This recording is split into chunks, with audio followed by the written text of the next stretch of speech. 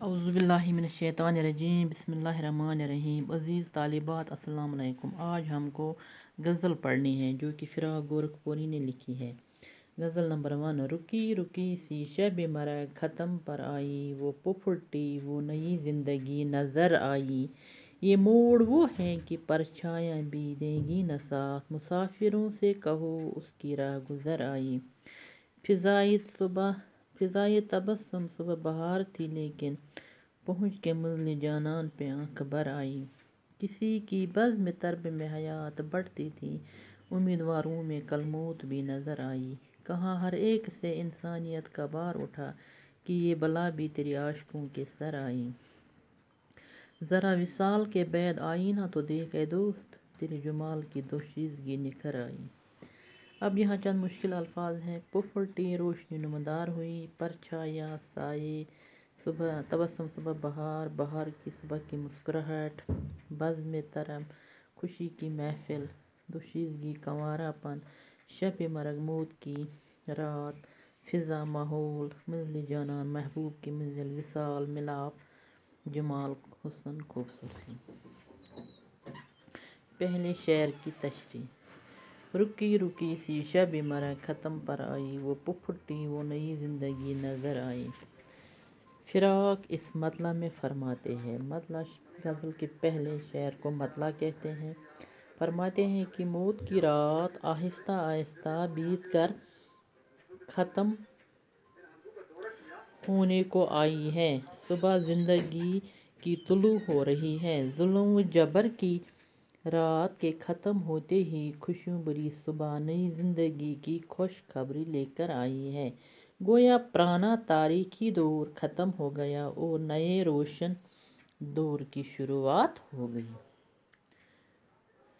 شعر نمبر 2۔ یہ موڑ وہ ہے کہ پرچھایاں بھی دیں گی نہ ساتھ، مسافروں سے کہو اس کی راہ گزر آئی۔ شاعر فرماتے ہیں کہ محبوب کے راستے میں اب وہ موڑ آ گیا ہے کہ جہاں عاشقوں کے سائے بھی ان کا ساتھ چھوڑتے ہیں، یعنی محبت کے راستے میں اب وہ کھٹن مقام آیا ہے کہ جہاں عاشقوں کے سائے بھی ان کا ساتھ نہیں دیں گے۔ شاعر محبت کے کسی خاص مقام کی طرف اشارہ کرتا ہے، اور جو بہت مشکل مقام ہے، جہاں عاشقوں کا ساتھ دینے والا اور کوئی نہیں ہے۔ یہاں شاعر کا محبوب آزادی وطن ہے اور مسافر اہل وطن یعنی وطن کے لوگ جو آزادی کی تک دوڑ میں لگے ہوئے ہیں۔ شاعر آزادی وطن کے مشکل مراحل کا ذکر کرتے ہیں، جہاں سے مسافروں کو نہایت ہمت اور جرأت کے ساتھ گزرنا ہے۔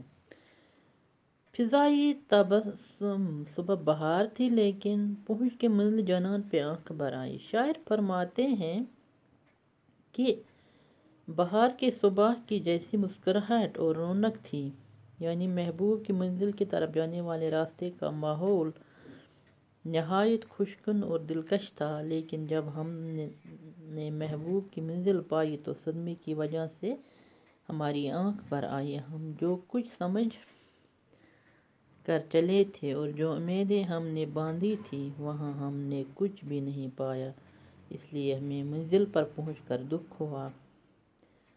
وطن کو انگریزوں کے شکنجے سے چھڑانے کے بعد جس قسم کی سماجی اور معاشی آزادی دیکھنے کو ملی، اس پر شاعر غمزدہ ہوتا ہے اور کہتا ہے کہ ہم نے جس قسم کی آزادی چاہی تھی وہ ابھی حاصل نہیں ہوئی، گویا منزل پر پہنچ کر بھی ہم ابھی منزل سے دور ہیں۔ کسی کی بزم طرب میں حیات بڑھتی تھی، امیدواروں میں کل موت بھی نظر آئی۔ شاعر فرماتے ہیں کہ محبوب وطن کی آزادی خوشگوار اور زندگی بخش ہوتی ہے، لیکن آزادی وطن کے دیوانوں یعنی عاشقوں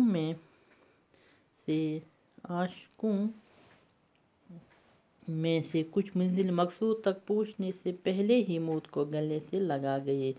آزادی کی تحریک میں کئی لوگوں کو جان کی بازی لگانی پڑی، یعنی وہ وہاں شہید ہو گئے، مر گئے۔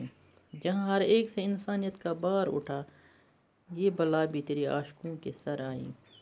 شاعر فرماتے ہیں کہ انسانیت کا بوجھ اٹھانا ہر ایک کے بس کی بات نہیں ہے۔ اے محبوب